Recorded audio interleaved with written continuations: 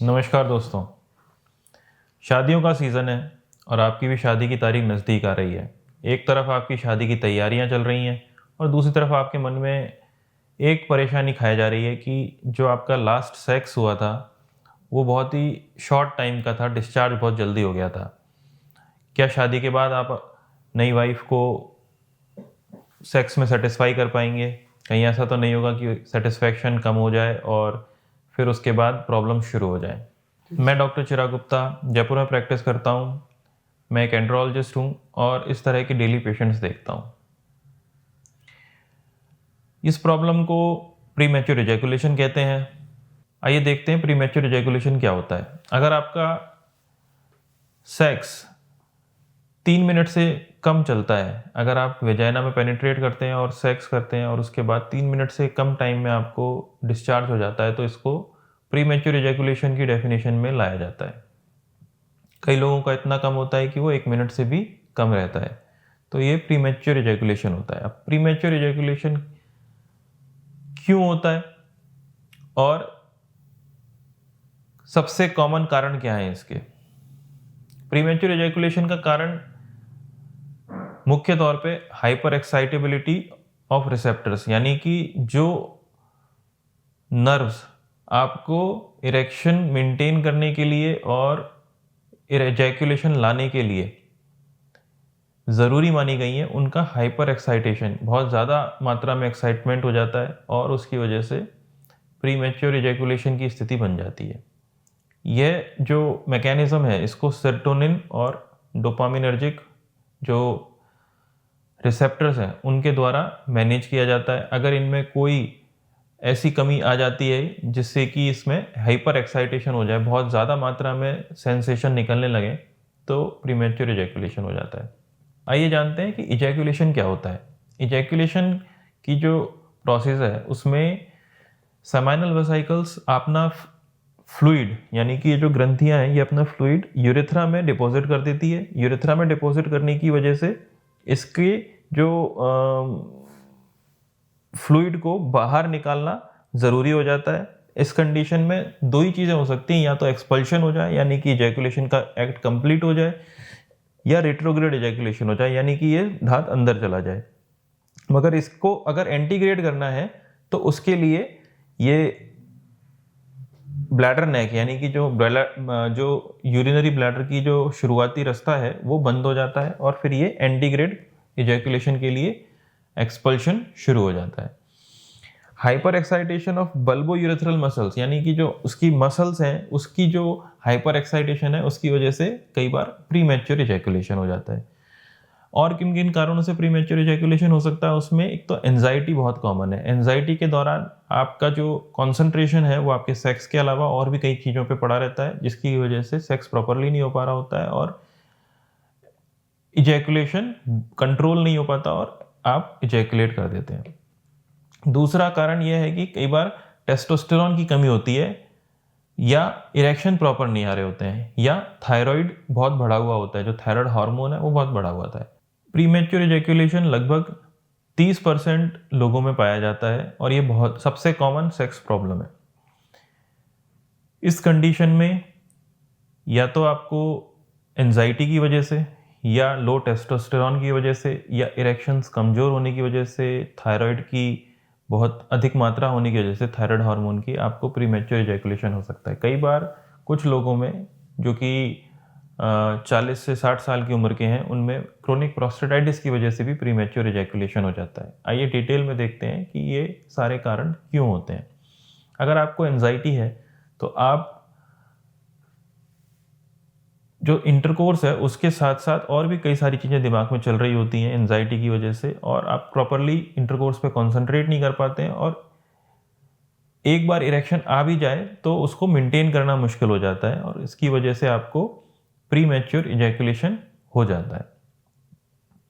Testosterone लो होता है तब भी आपको इरेक्शंस प्रॉपर नहीं आ पाते हैं और वो उस कारण की वजह से आपको इजैकुलेशन कई बार प्रीमैच्योर हो जाता है। लो इरेक्शंस यानी कि आपको इरेक्शंस प्रॉपर नहीं आ रहे हैं, आपने कुछ इरेक्शंस जो आ गए हैं उसके साथ पेनिट्रेट तो कर दिया, मगर आपको ये नहीं पता कि ये कितनी देर तक चल पाएगा, तो उसके लिए आपको रश करना पड़ता है अपने सेक्सुअल एक्ट को कंप्लीट करने में।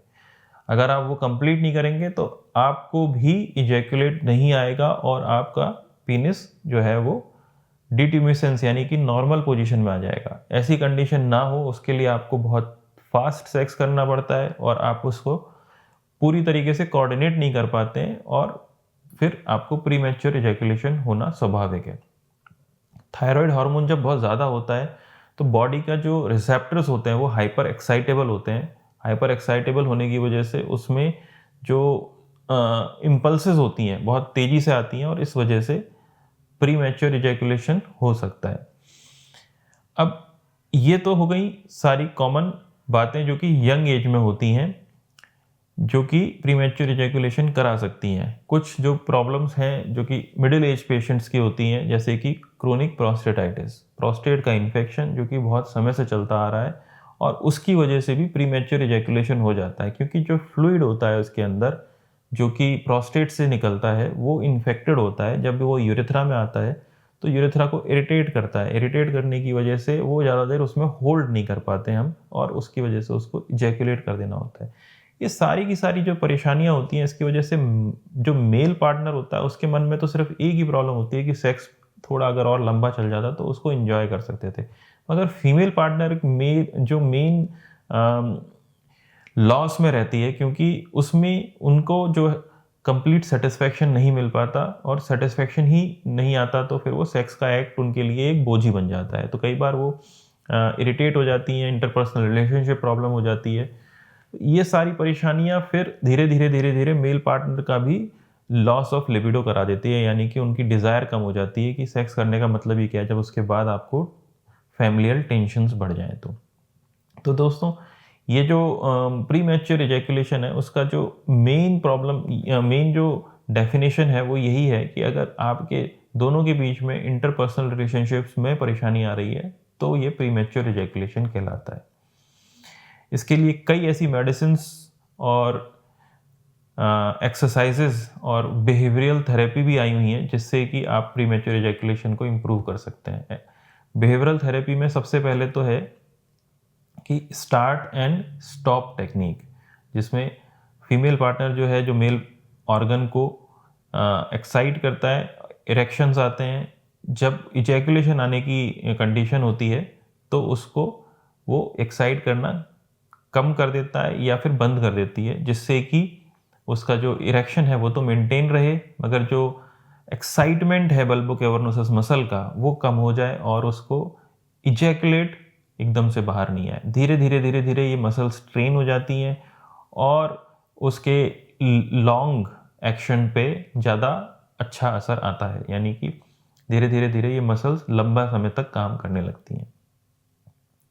स्क्वीज टेक्निक ये होती है जिसमें कि जो फीमेल पार्टनर होती है वो जैसे ही इजैकुलेशन आने वाला होता है उसको जो टिप है, जो ग्लांस की टिप है उसको स्क्वीज़ कर देती है या फिर मेल पार्टनर खुद ही अपने हाथ से स्क्वीज़ कर लेता है, जिससे कि जो इजैकुलेशन की इच्छा होती है वो ख़त्म हो जाती है कुछ समय के लिए और फिर वो दोबारा से अपने सेक्सुअल एक्ट को आगे बढ़ा सकता है या फिर इरेक्शंस के साथ वो फीमेल पार्टनर के साथ सेक्स बढ़ा सकता है। एक्सरसाइजेज में कीगल्स एक्सरसाइज बहुत इंपॉर्टेंट है।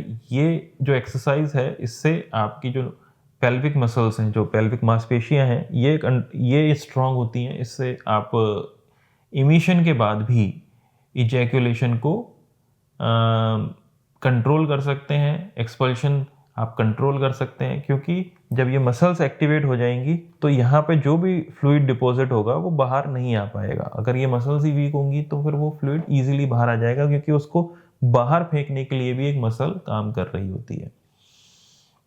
जो मेडिसिन होती हैं वो भी बहुत इंपॉर्टेंट है इसमें। ये जो मेडिसिन है जो प्रीमेच्योर इजैकुलेशन में काम आती है, ये हम आपको दूसरे एपिसोड में डिस्कस करेंगे।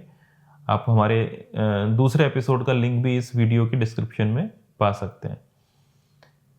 आशा करता हूँ कि इस वीडियो से, जो कि प्रीमेच्योर इजैकुलेशन पे बेस्ड है, उससे आपको प्रीमेच्योर इजैकुलेशन के कॉज के बारे में और उसके थेरेपी के बारे में कुछ जानकारी मिली होगी। अगर आपको इस वीडियो से कुछ भी फ़ायदा होता है तो आप इसको लाइक, शेयर और सब्सक्राइब ज़रूर करें ताकि ज़रूरतमंदों तक ये वीडियो पहुँच सके।